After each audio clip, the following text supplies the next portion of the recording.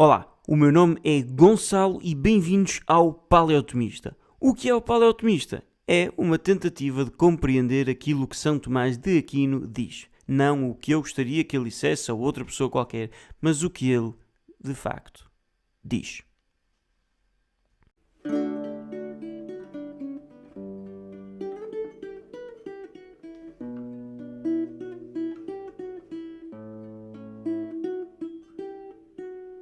Hoje vamos ter um episódio um bocadinho diferente.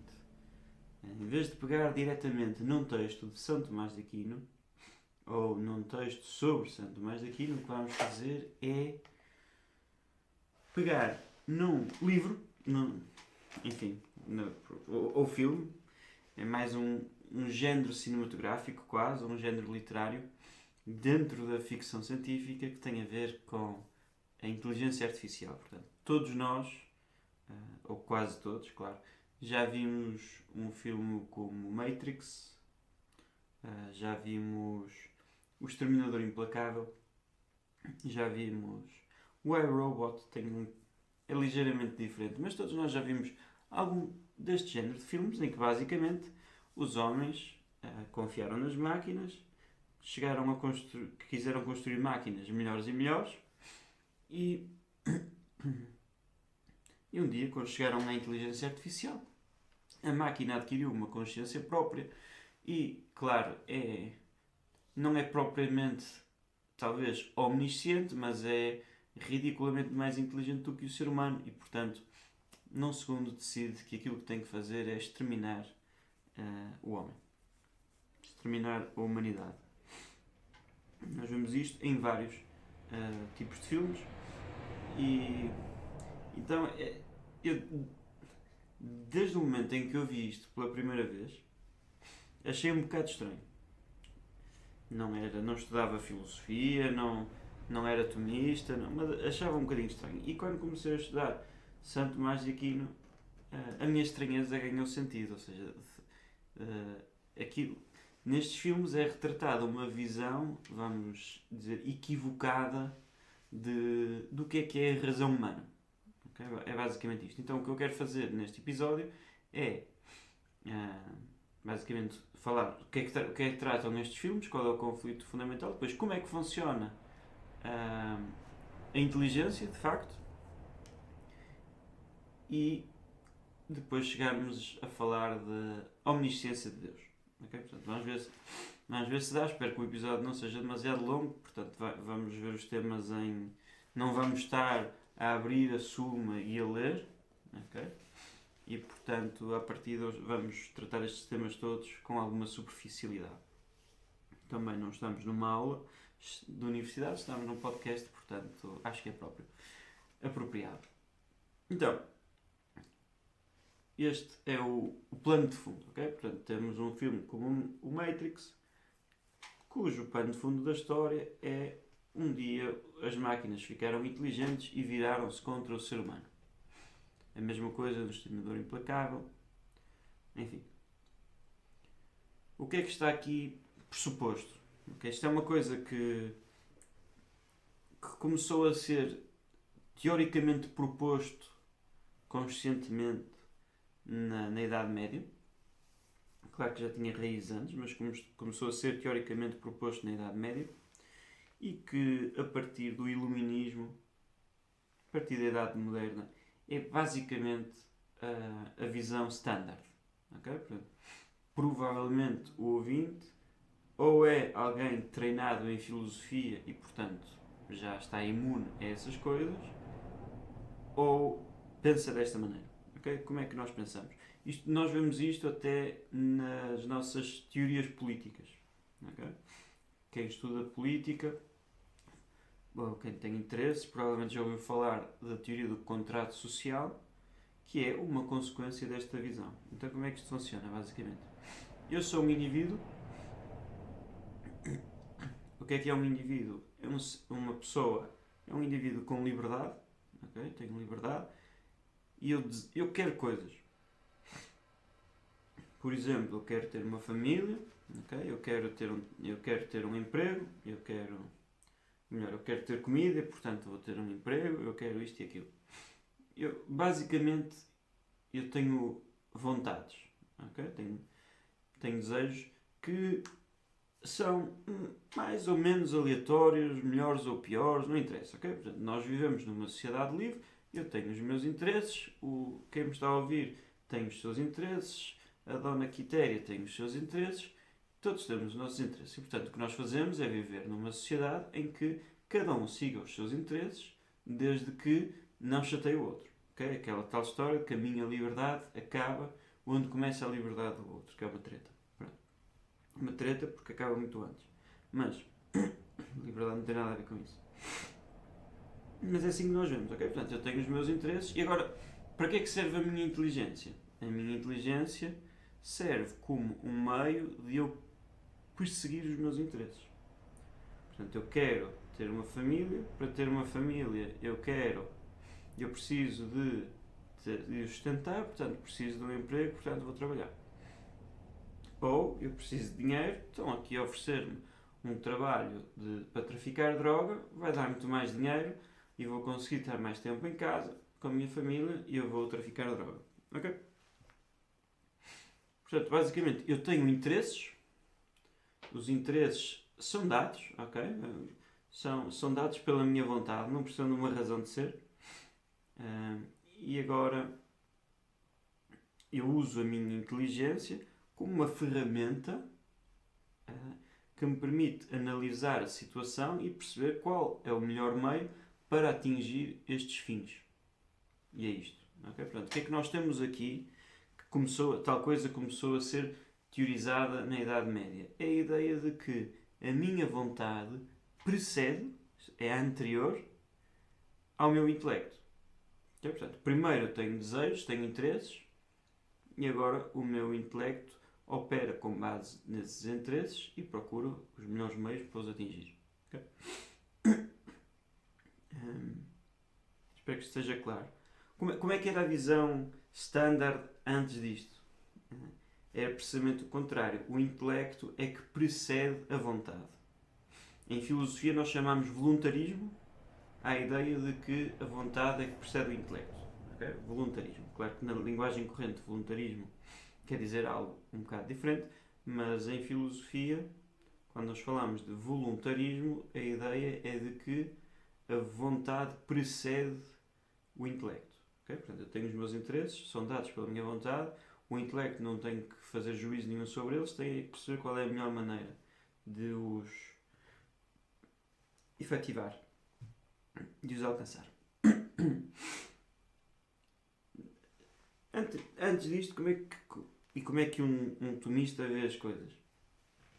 O meu intelecto, há aqui uma parte disto tudo que é verdade, que é de facto há um fim último que não é dado ao meu intelecto, nem à minha vontade. Eu desejo e pronto. Eu desejo ser feliz, ponto final. Não me é dado a escolher se eu quero ou não quero ser feliz. Eu quero ser feliz. Okay? Isto é uma coisa que é dada, é o fim último. Mas este é o fim último. Todos os outros fins têm de ser filtrados pela minha razão. Okay? Portanto, o que é que significa desejar ser feliz? Significa que eu quero o bem absoluto para mim mesmo.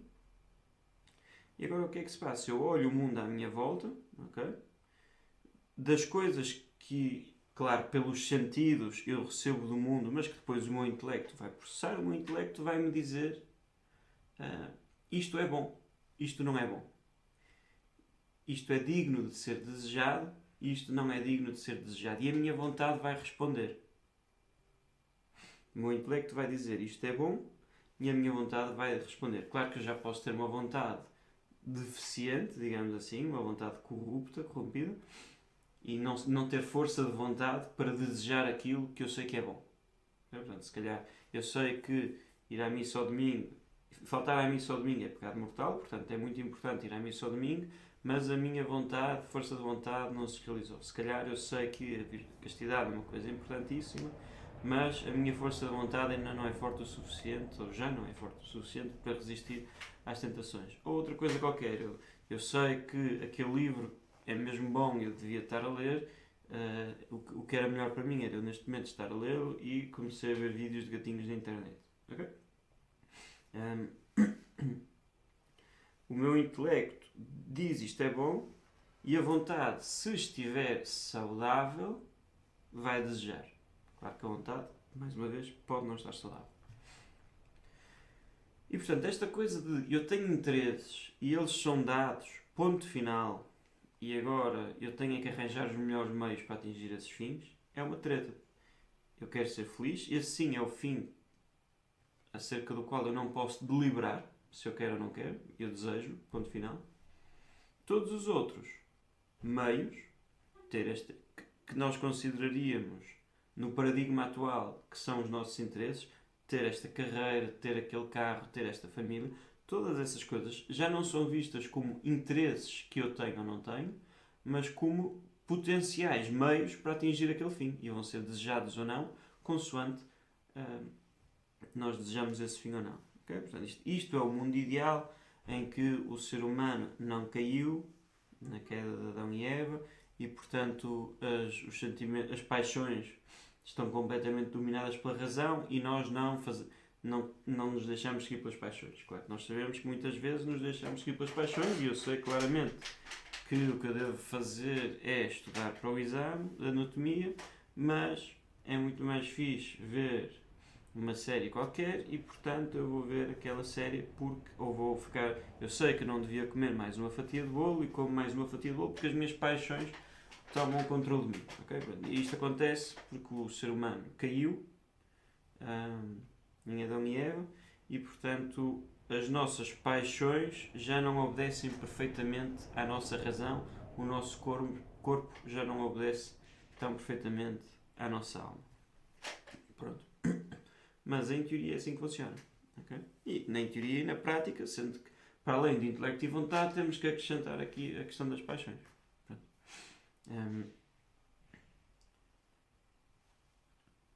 Eu percebo que isto é um meio apropriado para ser feliz e, portanto, eu desejo isso. Okay? O que é que isto significa? Significa que, enquanto no paradigma atual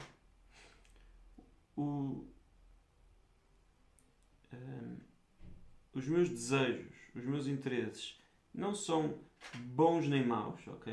Eu não devo louvar alguém porque tem aquele interesse ou porque deixa de ter. Eu tenho os meus, o ouvinte tem os seus, a Anitta tem os seus. Nesta visão clássica e tomista, mas clássica, muito, muito mais ampla do que São Tomás, aquele interesse que eu tenho pode ser bom ou mau. E faz parte do trabalho do intelecto julgar isso. Okay? Portanto, se aquela pessoa quer ter uma carreira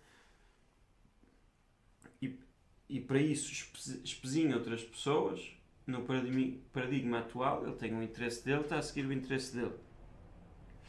No máximo, eu digo, ele não deve contrariar a lei, pôr-se à lei para ferir o outro. Okay?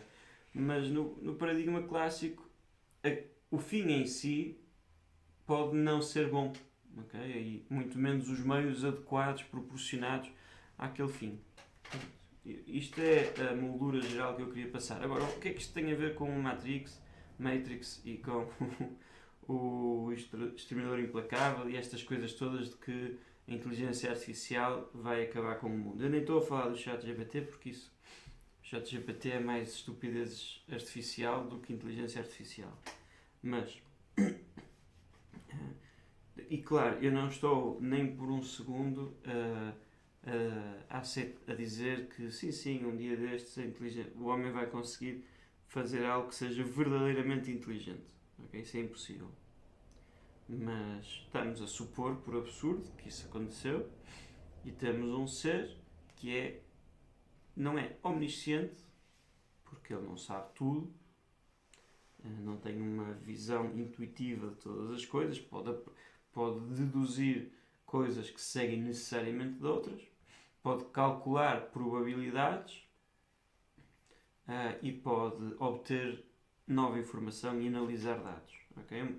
Tudo isto a uma velocidade que o ser humano não é capaz. Okay? Portanto, faria da inteligência artificial um ser inteligente com uma inteligência sobre-humana. Okay. Posto isto, qual é que é o problema desta ideia de que a inteligência artificial vai derrotar o homem. O que é que estamos a pressupor?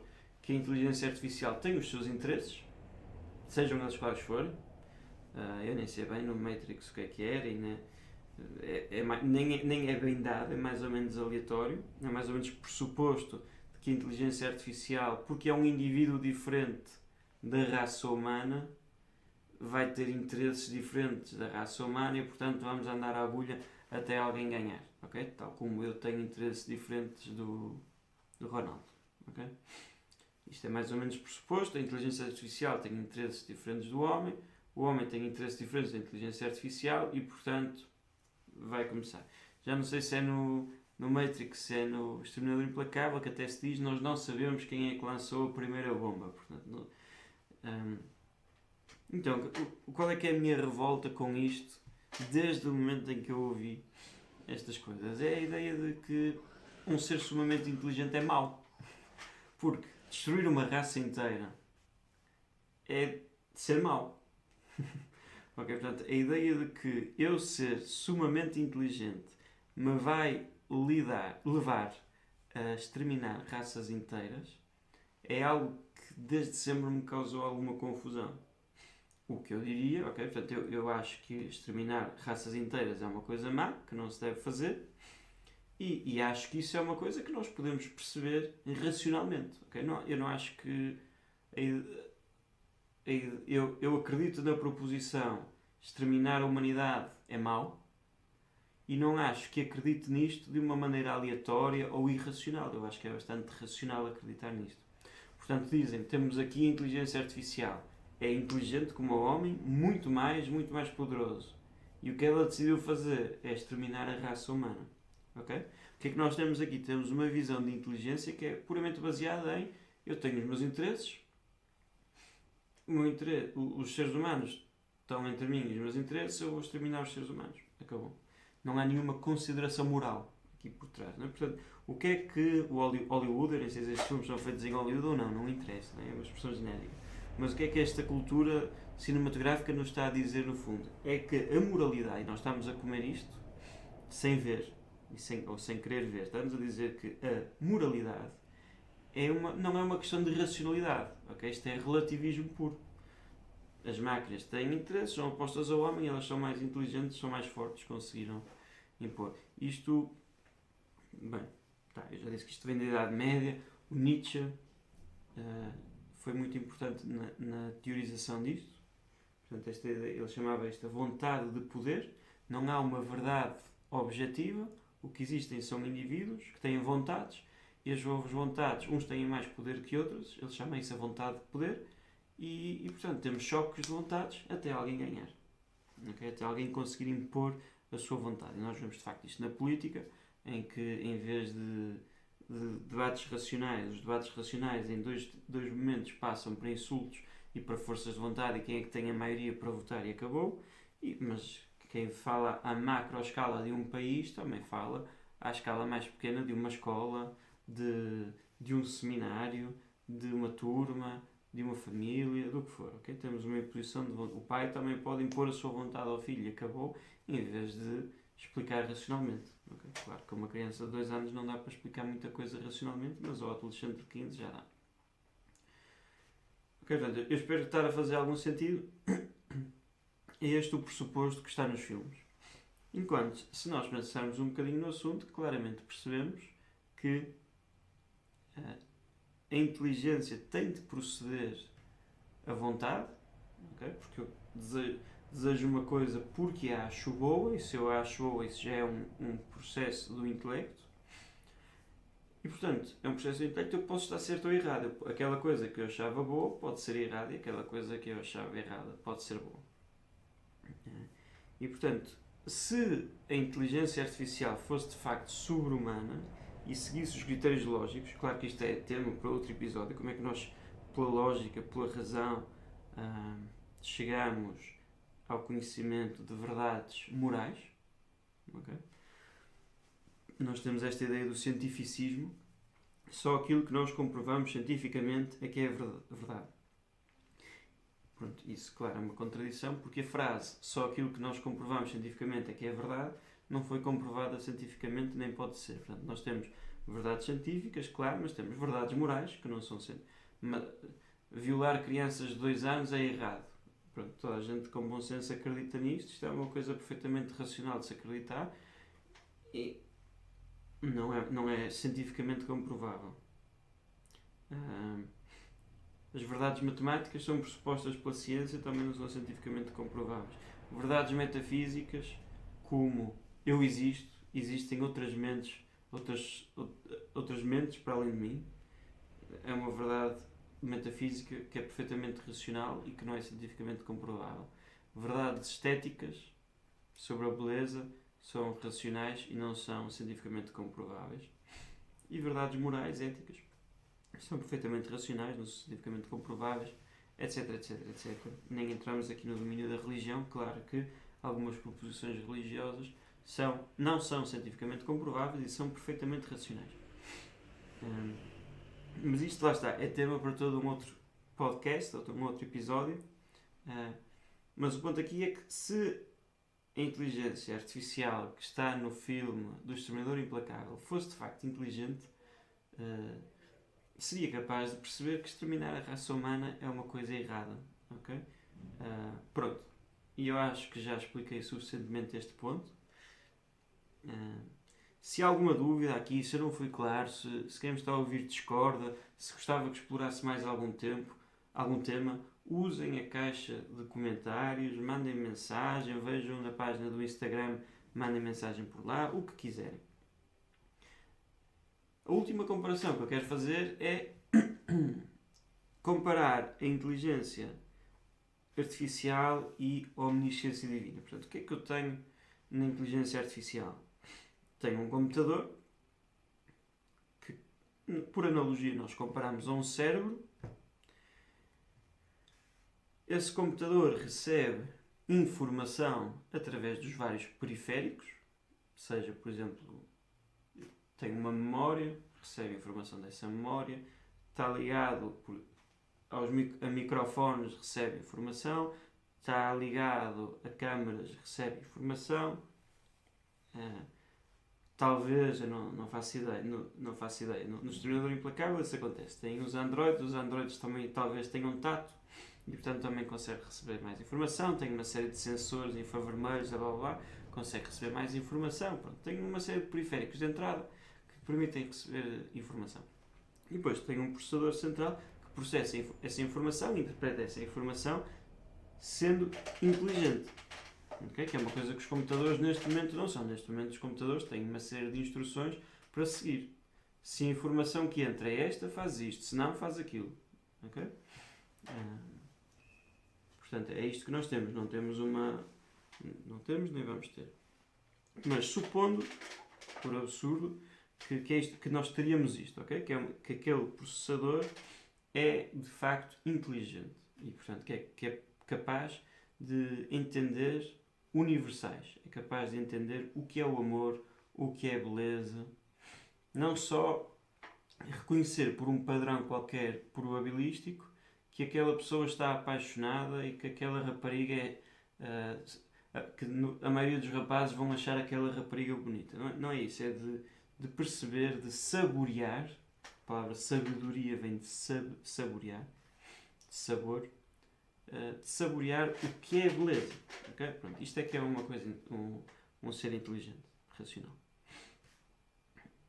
Okay? Vamos imaginar que nós temos uma máquina deste tipo, okay? Que faz isto como o homem, mas que é capaz de receber muito mais dados, muito mais informação que o homem, processá-los a uma velocidade muito maior que o ser humano. Nós teríamos um ser omnisciente? Não. Muito menos como Deus. Okay? Porquê? Nós temos um ser que está a aprender, okay? Descobre coisas novas e, portanto, não sabia essas coisas que aprendeu. Okay? E temos um ser que, por muitos núcleos que tenha no processador, tem sempre um número finito de núcleos e, portanto, há uma quantidade limitada de coisas que é capaz de processar ao mesmo tempo. Okay? Portanto, se eu tenho, para quem não sabe isso de informática, se o meu computador só tem um núcleo, no processador, significa que ele só é capaz de processar uma coisa ao mesmo tempo. Se tem 2, consegue processar 2 coisas ao mesmo tempo e, portanto, o computador, à partida não, de facto, é mais rápido. Okay? Quando ele só tem um núcleo, o que ele faz é processa uma coisa, processa outra, processa outra, processa outra e eventualmente volta à mesma. Como ele faz isto tão rápido, nós não nos apercebemos, mas é isto que acontece. Se eu tiver 8, 16 núcleos, o computador, claro, é muito mais rápido e é capaz de executar muito mais tarefas ao mesmo tempo. Mas, seja qual for o computador, ele é material e, portanto, ele vai ter um número finito de núcleos. E, portanto, vai ter um número finito de coisas que considera ao mesmo tempo. Que pode considerar ao mesmo tempo. Tem 100 núcleos, vai poder pensar em 100 coisas ao mesmo tempo. Tal como eu, tenho um núcleo, está aqui, sou capaz de pensar numa coisa ao mesmo tempo. Okay? Sou capaz de concentrar a minha atenção numa coisa ao mesmo tempo. Mas o que é que nós temos em Deus? Além disso, desculpem, o que é que a inteligência artificial ainda? Ela absorve a informação, supondo que ela é inteligente como o homem, ela absorve a informação, armazena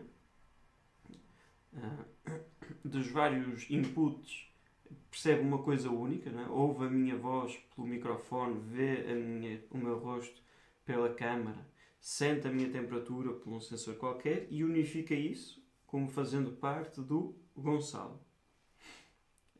E agora guarda essa imagem na sua memória e é através dessa imagem que ela me conhece. Portanto, não me conhece a mim em mim mesmo, conhece-me através daquela imagem. Portanto, conhece um número, por muito rápido que seja e muito grande que seja a sua memória, a sua amplitude da sua banda de recepção de informações, é sempre limitado. O que é a omnisciência? Não é só isto tão grande que chega ao infinito, ok? Portanto, nós teríamos o homem vezes 100 a máquina, ou vezes 1 milhão a máquina, e a máquina vezes 1 quatrilhão Deus. Como se estivesse na mesma escala. Né? Deus está completamente fora dessa escala. Porquê? Porque um anjo já está completamente acima da inteligência artificial. Mas não vamos entrar por aí. Então, o que é que eu tenho? Como é que funciona a omnisciência divina? Segundo o Santo Tomás de Aquino, está na Suma Teologia, na primeira parte, e eu julgo que na questão 13, mas isso também se vê rapidamente. Questão 16 é verdade. Questão 14. Não é questão 13, é questão 14. A ciência de Deus. Okay? Em que Santo Tomás fala do conhecimento que Deus tem. Ele tem outra questão antes, que é o conhecimento de Deus, mas aqui é a questão 12, se eu não me engano. Mas essa questão é aquilo que eu posso conhecer de Deus. Okay? Não é o que nos interessa. O que nos interessa é o conhecimento que Deus tem das outras coisas. Santo Tomás, eu vou só ler as perguntas que ele faz, okay, nesta questão. Ele pergunta se existe conhecimento em Deus. Claro, sim. Se Deus se conhece a si próprio, sim. Se Deus se compreende a si próprio, sim. Se o conhecer de Deus, o ato de conhecer, é a sua substância, é aquilo que significa ser Deus, sim. Okay, portanto, eu sou Gonçalo, sou um ser humano e eu conheço. É uma coisa que eu faço. E é distinta de mim. Eu posso estar a dormir e não conhecer nada. Ou então estou só a ter um daqueles momentos de homem em que estamos a olhar para o infinito e não pensar em nada. Deus é o seu conhecer. Okay? Portanto, é aquilo que Ele é. Deus conhece outras coisas distintas de si? Sim. Mas e há aqui algumas... Depois pergunta-se se esse conhecimento é próprio e a resposta também é sim. Não vamos entrar nessa minúcia. Mas o que é que isto quer dizer? Como é que Deus conhece outras coisas? Okay? Porque a ideia que está aqui por trás e que era um grande problema para Aristóteles é: Deus é perfeito. É perfeito, está completo em si mesmo. Se Deus é perfeito, não pode conhecer outra coisa. Quer dizer que Ele está a ser completado, enriquecido por essa outra coisa. Okay? Portanto, isto para Aristóteles era um problema. Ele é meio ambíguo, mas chega a dizer que Deus só se conhece a si mesmo e está ali e não conhece mais nada. Porque não por um defeito, mas porque conhecer outra coisa seria deixar-se influenciar e enriquecer por essa coisa, mas ele é perfeito em si mesmo. Como é que São Tomás soluciona este problema? Deus conhece-se a si mesmo perfeitamente. Okay? Portanto, vamos imaginar, tem aqui uma tesoura e eu conheço esta tesoura. Okay? Eu já vi, ela é vermelha, aqui é meia dourada, ela abre e fecha porque está unida neste sítio, por uma prega. Ok. Mas isto não é suficiente para conhecer perfeitamente o que é uma tesoura. Okay? Para eu saber perfeitamente o que é uma tesoura, eu tenho de perceber, por exemplo, que ela serve para cortar. Se eu não souber que ela serve para cortar, sobretudo papel, eu não sei o que é uma tesoura. Mas agora, se o meu conhecimento desta tesoura fosse completamente perfeito, não faltasse nada, se eu soubesse tudo sobre esta tesoura, não só eu saberia que ela serve para cortar papel, mas saberia todos os papéis que ela já cortou, quando é que ela cortou, as vezes em que ela já teve pousada na mesa, pousada no armário, pousada dentro da gaveta, as vezes que ela já abriu e fechou, eu saberia tudo o que há para saber sobre esta tesoura. Okay? Isso é que seria conhecer perfeitamente a tesoura. Ora, diz São Tomás, Deus conhece-se a si mesmo perfeitamente e Deus criou todas as coisas.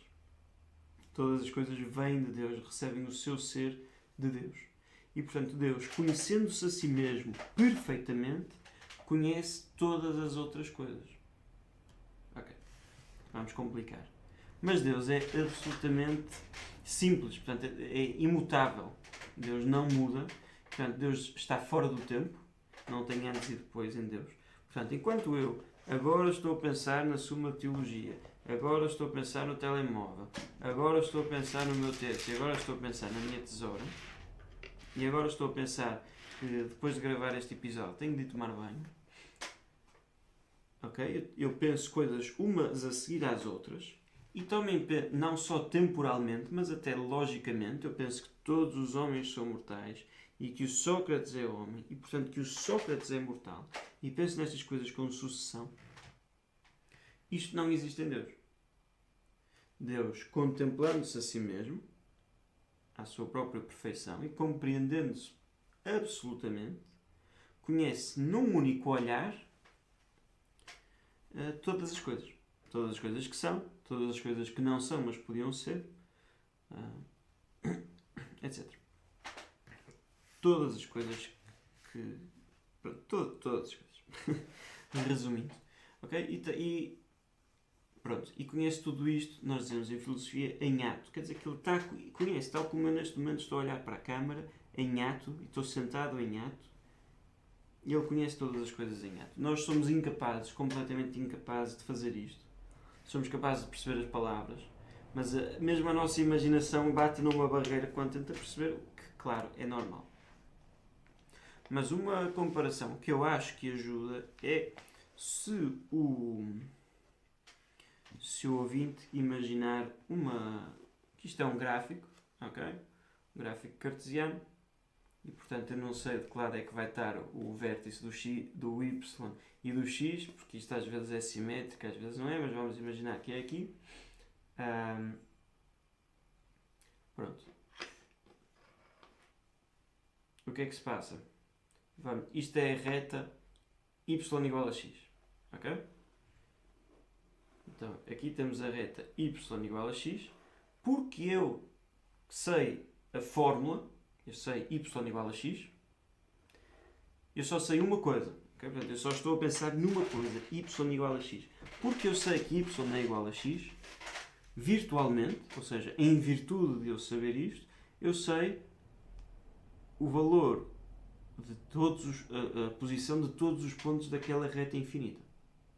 Por eu saber y igual a x, em virtude disso, virtualmente, eu sei uma infinidade de coisas, porque são infinitos pontos. Okay? Desde menos infinito até mais infinito. Mas porque eu sei que y é igual a x, em virtude disso, porque eu sei essa uma coisa, em virtude disso eu sei infinitas coisas. Deus, porque se conhece a si mesmo, conhece uma infinidade de coisas, as que fez e as que podia ter feito, mas não fez. Ok? Conhece essa infinidade de coisas. Nós, quando conhecemos y igual a x, conhecemos uma infinidade de coisas virtualmente.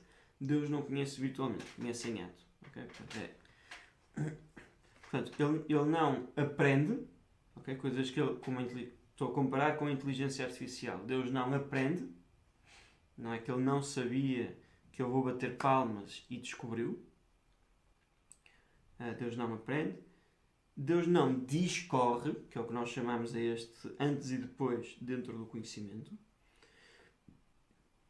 O conhecimento de Deus também não é probabilístico, como a da inteligência artificial, okay? Que há de saber coisas com certeza, mas há outras coisas que sabe por probabilidade, tal como nós começamos a jogar ao Sudoku e há números que nós sabemos de certeza que tem que ser este e há outros que têm uma 50-50, vou tirar ao calhas. Portanto, e Deus conhece as coisas em si mesmo. Ele conhece a si mesmo, em si mesmo e através de si todas as coisas. Enquanto a inteligência artificial, pelo input que tem, através dessa imagem, vai conhecer as coisas. Okay? Pronto. Aqui está. Pronto, eu tentei fazer um episódio um bocadinho mais melhor bom. Estou a brincar, mais diferente. A ideia, resumindo, vermos este background, este pano de fundo neste série de filmes que nos estão sempre a aparecer, que concepção de inteligência é que encontramos aí, qual é que é a visão clássica e tomista da relação entre inteligência e vontade e se um supercomputador é tão inteligente como Deus, ou as diferenças entre o conhecimento de um supercomputador e de Deus. Okay? Portanto, o conhecimento da inteligência artificial, por muito grande seja, é limitado. O de Deus é completamente ilimitado. Ele conhece as coisas não através de imagens, mas em si mesmo. Conhece as coisas sem sucessão, com certeza absoluta, num único instante. Okay? Isto é muito interessante também. As pessoas acham bastante abstrato, e é bastante abstrato, que Deus conhece todas as coisas, não só o ato de conhecer. Okay? Mas eu gosto de pensar desta maneira. Quando Deus olha para mim e para a minha miséria, Ele não está a olhar para mim e para a minha miséria numa lupa. Ele está a ver-me no contexto de toda a sua criação, de toda a minha existência, tudo aquilo que me rodeia, na vida de todas as outras pessoas, dentro dele mesmo, conhecendo-se a si mesmo e o seu amor eterno. É desta maneira que Deus conhece cada uma das coisas. Ok? Portanto, muito obrigado. Espero que tenham gostado. E até à próxima. Louvado seja Nosso Senhor Jesus Cristo. Louvado seja por sua mãe e sua mãe, Maria Santíssima. Olá outra vez. Gostaste deste episódio? Ajuda-nos para chegarmos a mais pessoas. Gosta, partilha, subscreve, avalia o podcast.